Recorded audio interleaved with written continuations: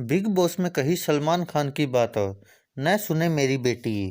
9वीं class में पढ़ने वाली मेरी बेटी ने पिछले दिनों अपनी पुरानी क्लास टीचर को एक नोट लिखा जिसमें उसने अपनी पिछली क्लास के लड़कों के आए दिन किए गए रेप जोक्स पर ऐतराज दर्ज किया और बताया कि इससे क्लास की लड़कियां कितना असहज महसूस करती थी। वो साल भर पहले अपने साथ की लड़कियों और अपने ऊपर कसी जा रही गंदी फब्तियों पर कुछ बोल पाने की हिम्मत नहीं जुटा पाई थी। एक साल बाद किसी संदर्भ में उसे वो सब कुछ दोबारा याद आ रहा था। लड़कों का एक समूह क्लास की लड़कियों के शरीर पर, उनकी योनि पर, उनके शरीर के अलग अलग हिस्सों पर मजाक करते या बलात्कार जैसी हिंसक बात को मामूली बना देते। रेप जोक्स करना एक आम हंसी मजाक का विषय था। एक साल बाद भी वे बातें उसके जहन में ताज़ा थी और विरोध नहीं कर पाने की छटपटाहट ज़्यादा। लिखने से पहले उसने मुझसे ज़रूर पूछा कि क्या एक साल बाद ये शिकायत करना उचित होगा। जाहिर है उसे ये लगा कि एक लंबे अंतराल के बाद ऐसी शिकायतों को सामने लाना लोगों को गलत लग सकता है, पर अच्छा हुआ कि उसने खुद ही फैसला लिया कि जब हिम्मत बंधे और समय सही लगे बोलना ज़रूर चाहिए। एक साल बाद ही सही वो अपने लिए और अपने दोस्तों के लिए खड़ी हो सकी। आखिर क्यों कई बार समय की सीमा हमारे विरोध को दर्ज करने के फैसले पर सवालिया निशान उठाती है। अगर पहली बार नहीं विरोध किया तो बाद में क्यों भला। इस मानसिकता की वजह को तलाशना मुश्किल नहीं है, तब और भी नहीं जब इस देश के आम ही नहीं खास भी लड़कियों को ये समझाने की कोशिश करते हैं कि दरअसल ये बातें मजाक है, लड़कियां ज़्यादा तरहीज दे रही हैं, या फिर लड़के बोलते हुए कैरिड ओवर हो जाते हैं, या ऐसे कमेंट इग्नोर कर देना चाहिए। हैरानी इस बात पर है कि एक बड़े चैनल के एक लोकप्रिय टीवी रियलिटी शो के होस्ट सलमान खान एक महिला कंटेस्ट को न केवल ये सलाह दे रहे थे बल्कि इस शो में उस महिला कंटेस्टेंट के विरोध को गलत बताकर उसे ही दोषी बनाते दिखे। Superstar Salman Khan big boss reality show में हिस्सा ले रही लड़कियों को ये सलाह दे रहे थे कि अगर आप पर कोई लड़का लूज कमेंट करे तो इग्नोर करो, दूसरी बार भी इग्नोर करो, तीसरी बार टोको और आगे बढ़ जाओ। मतलब उस पर कोई सख्त रवैये की ज़रूरत नहीं है। वे इस समझ के समर्थन में दिखे कि लड़की अगर उंगली देगी तो हाथ तो लड़का पकड़ेगा ही, और कार्यक्रम में एक लीज लीजी सी हरकत को कैरिड ओवर लम्हे में बह जाने की संज्ञा दे रहे थे। बिग बॉस नाम के लोकप्रिय रियलिटी शो में एक गेम के दौरान कुछ ऐसा ही हुआ, जहां अभिजीत बिचुकले नाम के एक पुरुष प्रतियोगिता ने देवोलीना नाम की एक महिला प्रतियोगी को गेम में उसकी सहायता करने के नाम पर उससे बार बार चूमने की मांग की। देवोलीना ने एक दो बार उस पर कुछ नहीं कहा, पर बाद में उस बात का विरोध दर्ज किया। अब सवाल देवोलीना पर ही उठा कि ये एक मजाक में कही बात थी। अगर उन्हें बुरी लगी तो उन्हें पहली बार में ही विरोध करना चाहिए था। एक नौजवान लड़की की माँ और एक औरत होने के नाते मैं नहीं चाहती कि मेरी बेटी या कोई भी लड़की ये सलाह माने। इसे ही विक्टिम शेमिंग कहते हैं। क्यों ये छोटी सी बात समझना इतना मुश्किल है कि पहली, दूसरी या 10वीं बार भी जिस हरकत को रोका नहीं गया उसे 11वीं बार में रोकने का हक है आपका।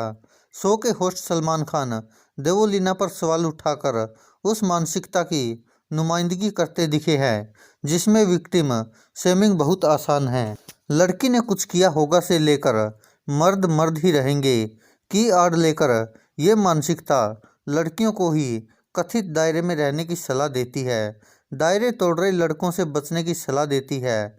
यानी ये वही तर्क है कि हम मर्दों को उनकी सीमा की याद और समझ नहीं दिला सकते, इसलिए समझदारी इसमें है कि आप ऐसी परिस्थितियों से बचें। देखते देखते सोशल मीडिया पर भी खेमे बंट गए और इस बात की भी दौड़ शुरू हो गई कि महिला प्रतियोगी उस पुरुष प्रतियोगी के साथ काफ़ी सहज थी।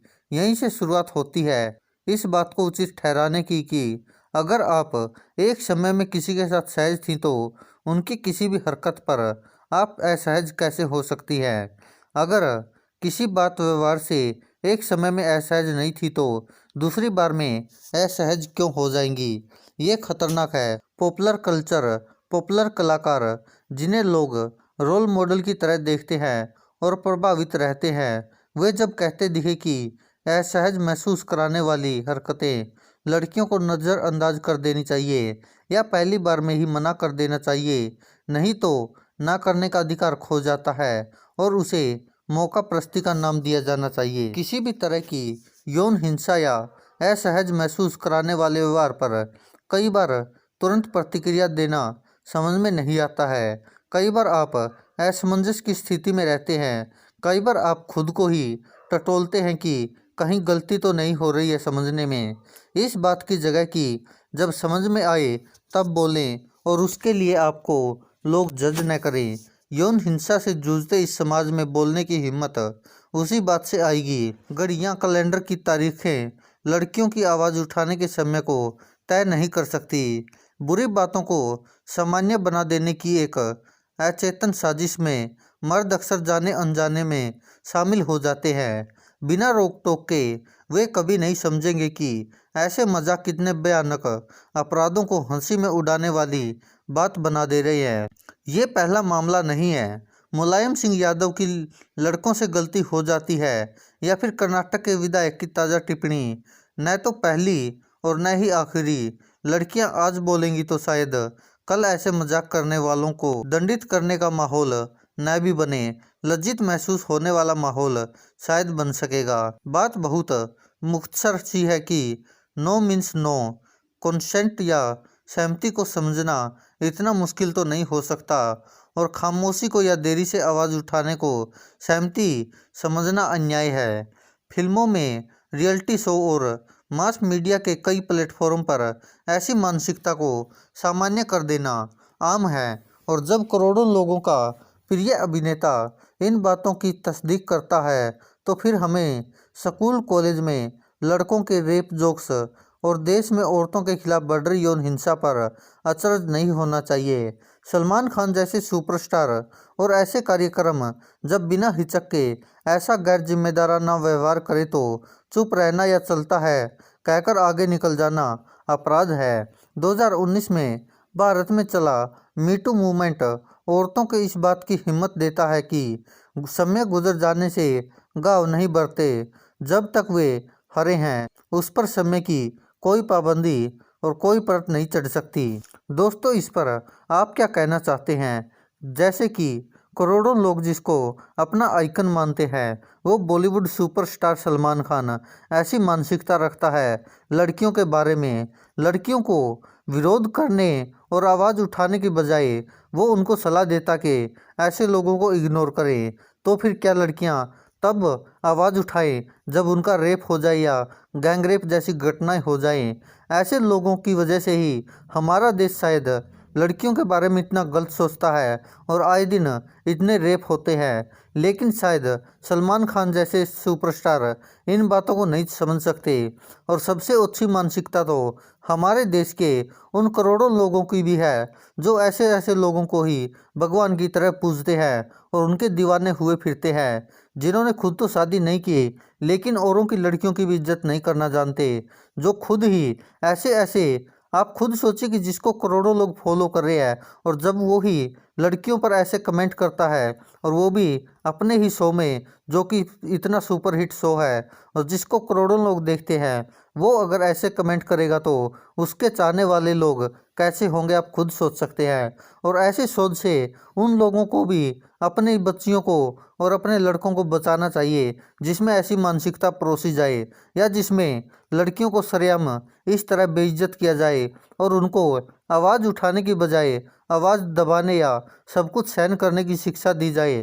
तो ऐसे सोच को देखना और ऐसे सोच में अगर इतना ही शो पॉपुलर है तो फिर सलमान खान जैसे लोगों पर क्यों नहीं कोई एक्शन लेता? यह तो नाइंसाफ़ी होगी हमारे देश की उस जनता के साथ जो बिग बॉस के दीवाने हुए फिर रहे हैं या फिर जो सलमान खान जैसे सुपरस्टार को अपना सब कुछ मानते हैं और उसकी राह पर चलने की सोचते हैं।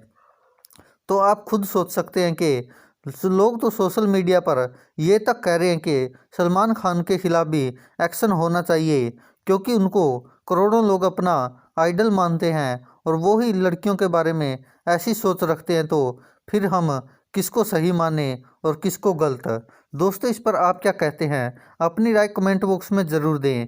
क्या सलमान खान के खिलाफ कलर टीवी कोई एक्शन लेगा या बिग बॉस से उसको हटा देगा? क्योंकि बिग बॉस की होस्टिंग लगातार सुपरस्टार सलमान खान ही कर रहे हैं, या फिर सलमान खान के खिलाफ कोई और कार्रवाई की जाएगी, जिससे कानूनी कार्रवाई के बाद सलमान खान को भी चाहिए कि अब अगर इतना विरोध हो ही रहा तो उनको भी माफ़ी मांग लेनी चाहिए, जिस तरह से देवलीना के खिलाफ उन्होंने कमेंट किया और सब कुछ सहन करने की नसीहत दे डाली। धन्यवाद दोस्तों।